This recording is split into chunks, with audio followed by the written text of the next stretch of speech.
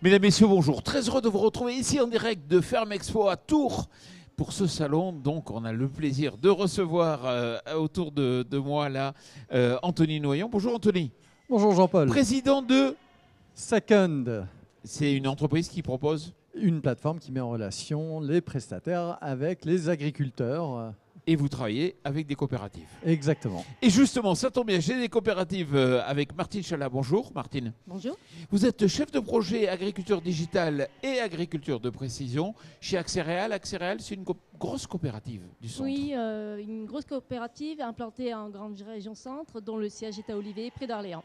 Bon, à vos côtés, Ulrich Rousseau, bonjour. Oui, bonjour Jean-Paul. Vous êtes directeur général de Centre-Ouest Céréales, la zone de La Centre-Ouest. zone Poitou-Charentes et région centre, on est sur 4 départements. Une coopérative qui regroupe 1800 adhérents et on collecte environ 600 000 tonnes de céréales à l'année. Bon, alors le monde bouge à cause du réchauffement climatique, à cause des marchés. On le sait, les agriculteurs sont pris un peu dans un tumulte. Aujourd'hui, comment l'innovation peut leur apporter des réponses ou peut-être faire qu'ils vivent mieux tous ces mouvements? Par exemple, si on s'intéresse tout d'abord peut-être à l'amont aux outils de la décision, est-ce qu'aujourd'hui l'agriculteur est prêt à investir pour espérer mieux piloter sa culture? Alors l'agriculteur est prêt à investir dans la mesure où on lui montre qu'il y a un retour sur investissement. C'est-à-dire qu'un OAD, quand on le propose à nos agriculteurs, il a déjà fait ses preuves. Donc on lui prouve par l'expérience qu'on a et le réseau des parcelles agricoles qu'on a conduit que les rendements et les qualités sont au rendez-vous. Et c'est à ce titre qu'on peut avoir notre crédibilité auprès de nos agriculteurs. Un exemple, je ne sais pas, Farmstar, vous proposez, je crois, des images satellites, c'est ça? C'est ça, donc Farmstar depuis près de 20 ans. Donc à peu près un peu plus de 100 000 hectares, 140, 160 000 hectares de Farmstar pour le pilotage des blés, des colzas et puis de l'orge aussi. Et vous êtes capable de dire aujourd'hui c'est une économie? Alors c'est une économie, c'est une répartition de l'azote. C'est un pilotage, donc est-ce que j'ai vraiment besoin de mettre de l'azote jusqu'à la fin de cycle et tout ça pour un rendement et les protéines qui assurent l'obtention des filières. Ulrich, vous souhaitiez ajouter? Oui, non, effectivement, on a beaucoup d'outils de la décision qui vont effectivement comme Farmstar, Wanaka, donc pilotage de l'azote pour la qualité, mais on a aussi d'autres outils qui permettent aussi de mieux gérer les charges pour les agriculteurs, qui est aujourd'hui un vrai problème d'actualité. Donc on gère au centimètre près ou au mètre carré près, tout du moins dans la parcelle. Donc on gère vraiment de l'intra-parcelle plutôt que de gérer à l'échelle d'une exploitation globale. Et dans une année aussi compliquée, aussi atypique que 2024, les outils ont pu quand même montrer un cap? Alors en fait, les outils s'adaptent parce qu'en gros, avant, on avait un plan de fumure et ça nous donnait une quantité d'azote à mettre sur l'année.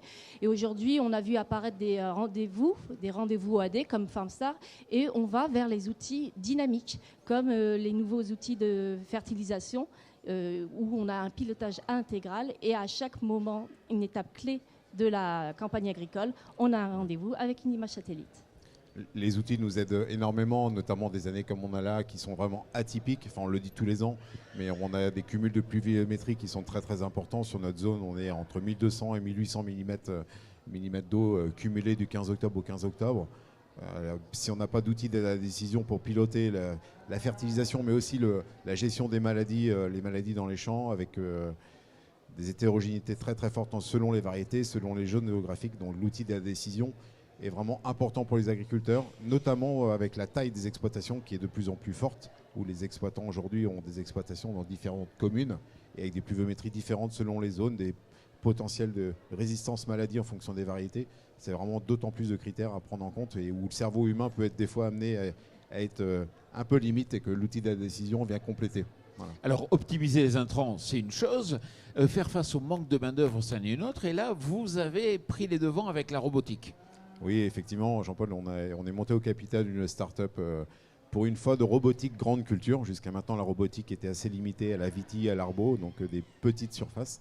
Et on est monté au capital d'une start-up grande culture désherbage, prioritairement colza, maïs, tournesol dans un premier temps, avec un débit de chantier intéressant et qui va permettre aux agriculteurs de pouvoir désherber avec à la fois du mécanique et du chimique, ou alors 100% mécanique aussi pour nos agriculteurs adhérents en bio. Et je me rappelle, à une assemblée générale, vous en parliez comme dans le futur. Aujourd'hui, c'est une réalité. Aujourd'hui, c'est une réalité. On a fait pas mal d'essais cette année avec la start-up en allant un peu partout en France. Et l'objectif que la coopérative monte au capital de ce genre de start-up, c'est bien évidemment d'aider l'agriculture française et non pas que l'agriculture locale, puisque c'est un vrai combat de tous les jours, de pouvoir défendre notre métier, de pouvoir réussir à désherber les cultures, les grandes cultures, avec de moins en moins de solutions chimiques, et puis une pression sociétale, environnementale qui nous impose aussi de baisser nos quantités d'intrants chimiques utilisés au sein des parcelles. Et ce qui est intéressant, c'est que c'est une entreprise locale. Oui, c'est une entreprise qui est basée dans la Vienne. Après, si elle avait été basée ailleurs, on se serait intéressé de la même manière. Mais effectivement, on est une coopérative locale, même si on est sur 4 départements. Une start-up agricole locale, si on peut l'aider et qu'elle vienne nous aider aussi à amener de la valeur ajoutée dans nos exploitations demain, c'est tout le monde est gagnant. Bon, Anthony, c'est quoi le principe de la plateforme et vous travaillez avec des coopératifs, pourquoi et comment? Écoutez, nous, on finance et on opère les plateformes en côte à côte avec les coopératives pour aider les agriculteurs à trouver les solutions et les prestataires et les prestations de leurs besoins et les rendre beaucoup plus compétitifs, les aider à avancer dans leurs projets. Et c'est quelque chose que nous finançons pour ces coopératives. Ça veut dire, je suis un agriculteur, des coopératives peuvent m'offrir un certain nombre de services, mais il y a d'autres services que la coopérative ne m'offre pas. Elle peut y accéder, enfin, cette personne peut y accéder directement?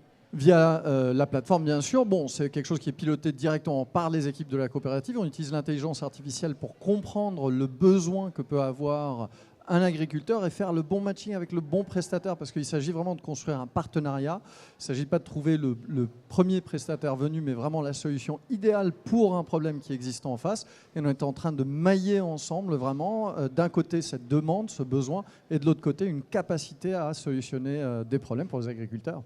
Parce que vous ne venez pas du secteur agricole, vous venez du secteur de la tech. Oui, en effet, nous, on travaille maintenant depuis 4 ans dans ce domaine. Donc, on a travaillé dans la défense, dans l'assurance, dans la santé. Et on est vraiment expert dans ce maillage d'un côté d'un besoin et de l'autre côté d'une offre. Tout ça augmenté par de l'intelligence artificielle. On arrive vraiment à trouver la solution parfaite pour votre besoin. On arrive également à vous aider à l'exprimer, c'est-à-dire que vous n'avez pas besoin de rédiger de longs documents pour expliquer quel est votre problème. Vous pouvez écrire en SMS, vous pouvez bientôt envoyer un SMS. L'intelligence artificielle vous dira « on pense avoir trouvé la solution qu'il vous faut ». Ça veut dire que les agriculteurs, et je crois que vous l'avez déjà exploré ça, déjà que c'est réel, c'est à se dire que les agriculteurs peuvent faire appel, et je crois que vous faites de la prestation en pommes de terre justement pour le compte d'agriculteurs, c'est-à-dire que la capacité à pouvoir apporter du service complémentaire aux agriculteurs. Aujourd'hui, les exploitations deviennent de plus en plus grandes, donc ils doivent faire appel à d'autres services. Aujourd'hui, c'est vrai que les exploitations sont grandes ou les chantiers sont importants. Effectivement, on a une entreprise, Belisa, pour l'arrachage de pommes de terre, mais aujourd'hui, toutes les exploitations qui se regroupent, ou les ETA, en fait, elles ont des besoins qui sont accrus, les chantiers sont phénoménaux, et on voit que, en fait, la réponse à tout ça, c'est souvent le digital, en fait. Ce sont des plateformes. Ce sont des plateformes vers lesquelles tous les besoins convergent, alors que ce soit comme pour les besoins qu'exprime Anthony, mais aussi pour des questions agronomiques ou de suivi d'itinéraires culturaux. On a identifié des partenaires ou des prestataires avec lesquels travailler et sur lesquels la data, la donnée agriculteur arrive pour remonter un besoin et puis offrir du service. Parce que c'est l'outil le plus simple aujourd'hui, le digital, la plateforme le plus fluide, le plus rapide, le plus performant?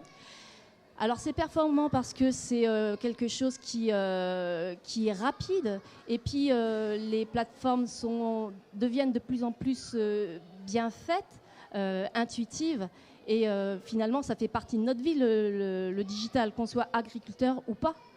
Donc c'est juste un outil supplémentaire qui nous aide à vivre dans notre monde et bien sûr que nos agriculteurs en bénéficient et ont introduit cet outil eux-mêmes dans leur vie professionnel. Un avis que vous partagez? Oui, je partage bien évidemment que les nouvelles technologies font partie de notre avenir de demain et de notre quotidien de tous les jours. Après, ça dépend des stratégies aussi d'entreprise, ça dépend des typologies d'agriculteurs. Il y a des agriculteurs qui sont encore pas forcément très high-tech, très smartphone, voilà. Donc après, ça dépend vraiment des stratégies propre à chaque entreprise. Nous, on n'a pas fait le choix de partir dans l'entreprise agricole de prestation de services, on va dire, pour produire du blé. Par contre, on propose d'autres services pour essayer d'amener de la valeur ajoutée dans les exploitations. Là, on a lancé dernièrement une toute nouvelle entreprise très légère, de lavage de panneaux photovoltaïques qui aujourd'hui fait partie aussi intégrante de bon nombre d'exploitations. Donc maintenant, on propose également du lavage de panneaux photovoltaïques pour les agriculteurs, pour là aussi venir améliorer leur complément de revenus avec les panneaux qu'ils ont produits qu'ils ont mis en place sur leurs exploitations. Alors c'est intéressant parce que c'est un choix à faire. L'agriculteur aurait pu le trouver via l'intelligence artificielle, via la plateforme, par un prestataire tiers, et vous vous dites ça peut valoir le coup que nous, même si ce n'est pas notre métier de base, on investisse là-dessus. Oui, après c'est pas des gros investissements, mais l'agriculteur individuellement n'a aucun intérêt à aller acheter un robot. Nous, ça permet aussi d'optimiser les charges dans nos entreprises. L'objectif, c'est d'avoir un maximum de collaborateurs occupés à 100% dans nos entreprises. Donc ça permet, entre notre métier de collecte à pro, qui est assez saisonnière, et le lavage des panneaux l'hiver, voilà, c'est assez complémentaire. Et là aussi, c'est de gérer au mieux les charges de la coopérative pour aller chercher de la valeur et la redistribuer au maximum aux agriculteurs. Et Centre-Ouest Céréales, vous avez été l'une des premières pionnières, je pense, à investir dans les biocarburants.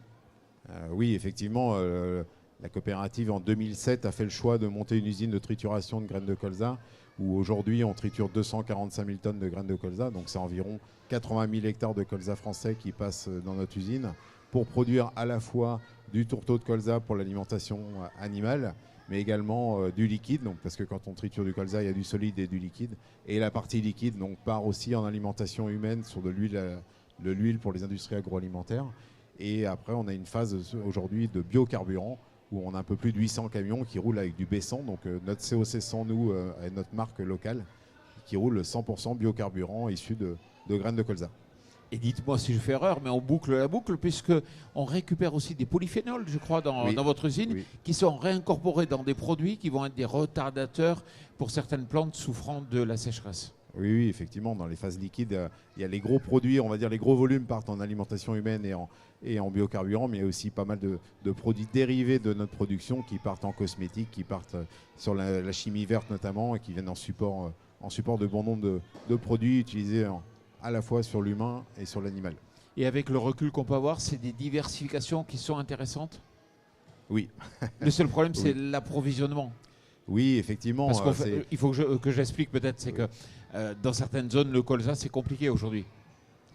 C'est compliqué, effectivement. La météo nous aide pas. Les pressions insectes ne nous aident pas non plus. On est comme je le disais tout à l'heure, on a de moins en moins de molécules.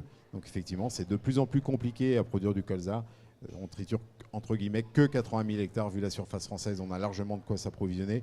Et aujourd'hui, on a fait le choix de ne pas du tout.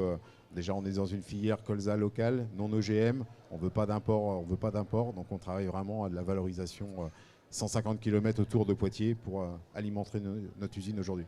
D'accord. Et si on regarde le futur, Martine, la robotique, c'est quoi Comment vous voyez ça ? Alors, on regarde ce qui se fait en robotique. Donc, on regarde ce qui se fait avec des constructeurs. Et aujourd'hui, ce qu'on voit, c'est la reconnaissance d'Adventis pour un traitement au champ en direct. Et aujourd'hui, on en est encore aux phases de test. On n'a pas encore d'agriculteurs qui sont équipés comme ça, mais on imagine bien que, comme la modulation des intrants, qui a été une vague idée il y a quelques années, il y a 2 décennies, on va aller sur cette technologie-là. De toute façon, on n'aura pas le choix, puisque soit les molécules seront de plus en plus rares, soit il faudra de moins en mettre. Donc, il faudra les mettre de manière très localisée. La robotique va nous aider. Bon, on arrive à la fin de l'émission. Juste pour finir, Anthony, le futur, c'est la mise en relation, à votre avis, c'est-à-dire la capacité à baisser peut-être ses coûts de production en allant chercher le bon entrepreneur, la bonne offre. C'est là où, justement, en tant que pure player, vous souhaitez accélérer ? Oui, absolument. Notre métier est issu de la consommation collaborative et de la crise de 2008 où on a vu apparaître les plateformes arriver, à la recherche vraiment d'économie, d'une capacité à exploiter au mieux des actifs, au début de particuliers et ensuite de professionnels. C'est ce que nous cherchons à faire avec nos plateformes aujourd'hui. Bon, merci beaucoup. Merci Anthony, merci Martine, merci Ulrich d'être venu ici. Et puis surtout, merci à vous.